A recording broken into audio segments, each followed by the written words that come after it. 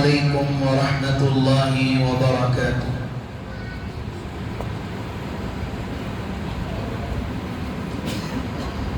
نحمده ونصلي على رسوله الكريم، أما بعد، فأعوذ بالله من الشيطان الرجيم. بسم الله الرحمن الرحيم. وإذ قلنا للملائكة اسجدوا لآدم فسجدوا إلا إبليس أبى واستكبر وكان من الكافرين. صدق الله العلي العظيم. قال رب اشرح لي صدري ويسر لي أمري واحلل عقدة من لساني يفقه قولي. اللهم صل على محمد في أول كلامنا، اللهم صل على محمد في أوسط كلامنا، اللهم صل على محمد في آخر كلامنا. محترم عزیز بزرگوں اور دوستوں، اللہ تعالیٰ کا بڑا ہی کرم اور احسان اور فضل ہے کہ رب کریم نے مجھے اور آپ کو جناب محمد الرسول اللہ صلی اللہ علیہ وسلم کی امت میں پیدا فرمایا، اور اللہ کا محض و کرم ہے اللہ تعالیٰ نے ہمیں ایمان پر قائم و دائم رکھا اور ایمان پر سلامتی اللہ نے عطا فرمائی. عزیز قوم، بزرگوں اور دوستوں، میں نے سورہ بقرہ کی کچھ آیتیں آپ حضرات کے سامنے پڑھی. جی نماز کے بعد تفسیر کی بات کر لیجئے، لے لیجئے، خلل پیدا ہوتا ہے اس سے. جی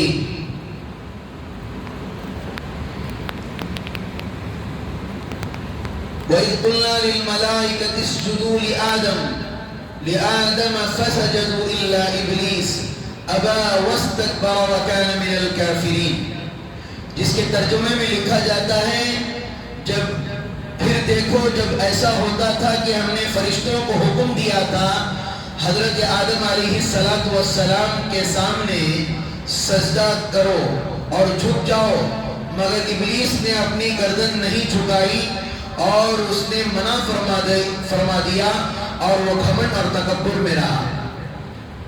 اب یہ آیت کا ترجمہ میں نے آپ حضرات کے سامنے رکھ دیا. غرض اللہ نے جب حضرت آدم علیہ السلام کو بنانے کا، حضرت انسان کو بنانے کا اللہ رب العزت نے ارادہ کیا، تو انسان اپنے آپ پر اتنا فخر کرتا ہے کہ میرا جسم اتنا مضبوط، اتنی کوالٹی والا، اتنا طاقتور، میرے پاس اتنی طاقتیں ہیں، میرے پاس فلاں ہیں، میرے پاس یہ ہے. انسان کرتا ہے، لیکن یاد رکھیے انسان کو جس مٹی سے بنایا ہے اس مٹی کو 40 دن تک رکھا گیا اور اس مٹی کو بالکل اس کے اندر الگ ہی قسم کا مٹی ہو گئی تھی. اسی مٹی سے انسان کو اللہ رب العزت نے بنایا. جس مٹی کو آج کسی کی اس کے اندر گھروں کے اندر استعمال نہیں کرتے، لیکن اللہ نے بتایا اس مٹی سے بھی میں انسان کی ویلیو کو بڑھا سکتا. سورہ تاریخ کے اندر اللہ رب العزت نے فرمایا من نطفہ خلقہ فقدرہ ثم السبیل یسرہ ثم اماتہ فقبرہ ثم اذا شاء انشرہ. من نطفہ خلقہ فقدرہ، ہم نے ایسے پانی سے آپ کو پیدا کیا جس پانی کا جسم میں لگ جائے تو کپڑے پر لگ جائے کپڑا ناپاک، جسم سے نکل جائے تو غسل کے بغیر انسان پاک نہیں ہو سکتا، کہیں پر لگ جائے وہ ناپاک. لیکن میرے عزیز بزرگوں دوستوں، اللہ نے ہمیں حضرت آدم علیہ السلام کو جب اللہ نے بنایا تو اللہ نے ان کے جسم میں روح ڈالی. تو حضرت آدم علیہ السلام کو جیسے ہی بنانے کا ارادہ کیا تو اللہ نے سب سے پہلے فرشتوں کو سنایا. اللہ نے کسے سنایا؟ فرشتوں کو. وَإِذْ قَالَ رَبُّكَ لِلْمَلَائِكَةِ إِنِّي جَاعِلٌ فِي الْأَرْضِ خَلِيفَةً قَالُوا أَتَجْعَلُ فِيهَا مَن يُفْسِدُ فِيهَا وَيَسْفِكُ الدِّمَاءَ. اللہ تعالیٰ نے فرشتوں کو سنایا، فرشتوں میں ایک دنیا میں ایک ایسا خلیفہ بنانے جا رہا ہوں، جو ایک ایسی قوم بنانے جا رہا ہوں. تو فرشتوں نے کہا یا اللہ قوم کیوں بنا رہے ہیں؟ ہم ہی آپ کے لیے کافی ہیں. کس کے لیے کافی؟ ہم آپ کے لیے کافی ہیں. ہم عبادت کرتے ہیں, آپ کی حمد و ثنا بیان کرتے ہیں, آپ کی تعریف بیان کرتے ہیں اور آپ کے ذکر و اذکار میں لگے ہوئے رہتے ہیں, سجدہ ریز ہو جاتے ہیں, آپ کی تعریف میں لگ جاتے ہیں. تو اللہ تعالیٰ نے کہا قال انی اعلم ما لا تعلمون, فرشتوں یاد رکھنا جو چیز میں جانتا ہوں وہ تم نہیں جانتے, جو چیز میں جانتا ہوں وہ تم نہیں جانتے. جب حضرت آدم علیہ السلام کو اللہ نے کیا کیا, پیدا کر دیا, جسم میں روح ڈال دی. اور یاد رکھیے چہرے کو اللہ نے بنایا, چہرے کو اللہ نے بنایا. دنیا میں کتنے چہرے ہیں, دنیا میں کتنے رنگ کے لوگ رہتے ہیں. کوئی بالکل کالا ہے, کسی کا رنگ کسی سے میچ نہیں ہوتا, کسی کی آنکھیں کسی سے میچ نہیں ہوتی, لگتی ہے لگ بھگ لیکن میچ نہیں ہو سکتی. انگوٹھا کسی کا میچ ہو سکتا ہے, نہیں ہو سکتا. اگر میچ ہو جاتا تو اور ووٹر آئیڈیا چوری کے بن جاتے, نہیں بنتے. اللہ کی قدرت دیکھو, یہ فنگر پرنٹ جو ہمارے ہاتھ میں ہے, جو انگوٹھا ہمارے پاس ہے, یہ دوسرے جیسا نہیں ہو سکتا. البتہ اس کی نشانیاں ختم ہو سکتی ہیں, یہ اللہ کی قدرت نہیں تو کیا ہے. اللہ نے حضرت آدم علیہ السلام کو جیسے ہی بنا دیا تو اللہ نے حکم فرمایا سب سے کہ حضرت آدم علیہ السلام کو کیا کرو, سجدہ کرو. کیا کرو, سجدہ کرو. اللہ نے ابلیس سے بھی کہا ما منعک اللہ تسجد اذ امرتک, اللہ نے حکم فرمایا کس بات نے تجھے جھکنے سے روکا ہے, سجدہ کر. حضرت آدم علیہ السلام کے سامنے ابلیس نے کہا انا خیر من خلقتنی من نار وخلقتہ من طین, اس بات سے کہ میں آدم سے بہتر ہوں. آپ نے اس انسان کو مٹی سے بنایا ہے اور میری صفت آگ ہے. مٹی کو کتنا بھی اچھالو مٹی نیچے جاتی ہے, آگ کی صفت ہے اوپر جانا, مٹی کی صفت ہے نیچے آنا. حضرت آدم علیہ السلام کھڑے دیکھ رہے ہیں. ابلیس نے کہا کہ ہرگز میں سجدہ نہیں کروں گا. اللہ تعالیٰ نے ابلیس کا تو ہمیں کیا سمجھ جاتی, بھوت پرے سمجھ جاتے, پاؤں الٹے رہتے ہیں, یہ ایسے رہتا, یہ ایسے رہتا. یہ نہیں ہے. ابلیس سب سے خوبصورت, نورانی چہرے والا, فرشتوں کا سردار ابلیس, فرشتوں کا سردار اور فرشتوں کو کئی سارے علم پڑھانے والا ابلیس تھا. اللہ نے صرف ایک سجدہ نہیں کیا, اللہ نے دھتکار کر نکال دیا. جب نکالا جا رہا تھا تو اللہ نے کہا چلے جا یہاں سے. تو اس نے کہا یا اللہ ایک میری بات کو تو قبول کر لے, ایک دعا کو تو میری قبول کر لے. پوچھا کیا ہے, یا اللہ میں تیرے بندوں کو بہکاؤں گا, یا اللہ میں تیرے بندوں کو بہلاؤں گا, پھسلاؤں گا, وہ سمجھیں گے یہ سیدھا راستہ ہے, یہ صحیح طریقہ ہے, یہ رائٹ وے ہے. لیکن وہ غلط وے ہوگا, رائٹ وے نہیں ہوگا بلکہ غلط راستہ ہوگا. وہ سمجھیں گے سیدھا راستہ ہے. لوگ سمجھتے ہیں نہیں, دوسری جگہ جا کر سجدہ کر سمجھتے ہیں یہی سیدھا راستہ ہے. لوگ محرم کے اندر غلط کام کر کے سمجھتے ہیں نہیں یہ سیدھا راستہ ہے. یاد رکھیے یہ گمراہی ہے, گمراہی. کل قیامت کے دن اللہ پکڑے گا. انسان کہے گا یا اللہ شیطان نے مجھے بہکایا ہے. شیطان کہے گا میں نے بہکایا, تو اللہ نے تجھے سمجھ دی تو اللہ سے توبہ کر لیتا, تو اللہ کے سامنے توبہ کر لیتا, اللہ کے پاس سچی پکی توبہ کر لیتا.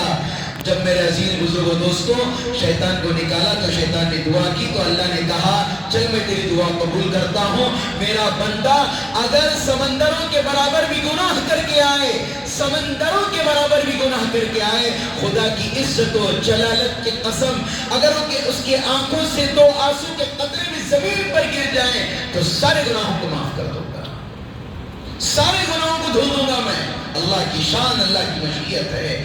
جب حضرت آدم علیہ السلام کو جنت میں داخل کر دیا گیا اور جنت میں داخل کرنے کے بعد حضرت آدم علیہ السلام نے کو منع کیا گیا تھا. منع کیا گیا نہیں, کہاں مت جاؤ, اس درخت کی پاس مت جاؤ. حضرت آدم علیہ السلام اکیلے جنت میں پھر رہے ہیں, دل نہیں لگ رہا ہے.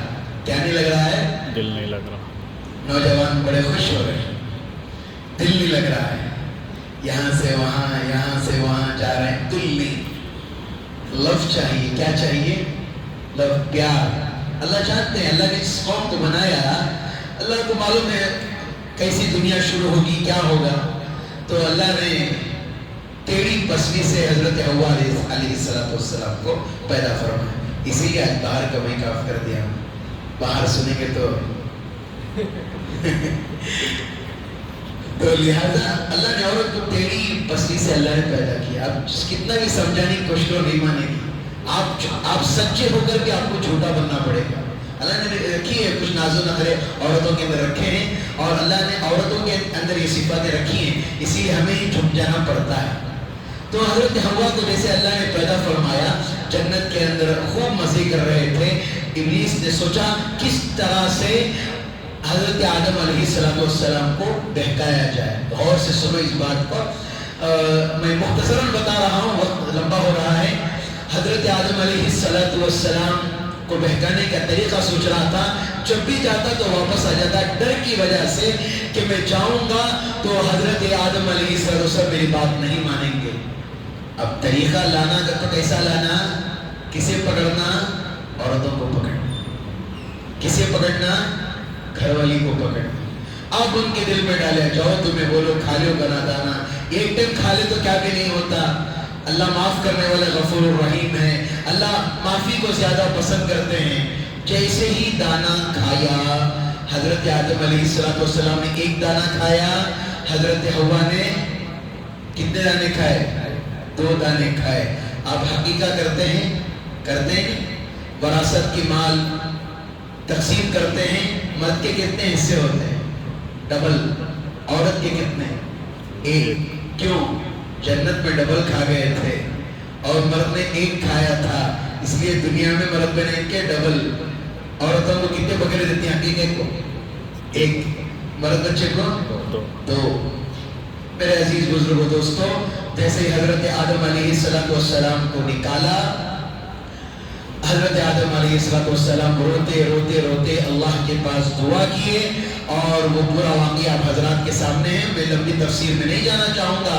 حضرت آدم علیہ السلام نے اللہ کے پاس توبہ کی اور اللہ نے ان کی دعا قبول فرمائی۔ ان کے بعد دنیا کا سلسلہ شروع ہوا۔ دنیا میں سب سے پہلے قتل کرنے والے کون؟ حابیل اور قابیل، یہ دونوں بھائی تھے جس نے اپنے بھائی کا قتل کیا تھا۔ اور دنیا میں سب سے پہلے تدفین کرنے کا طریقہ کس نے سکھایا؟ کسی کو معلوم ہے؟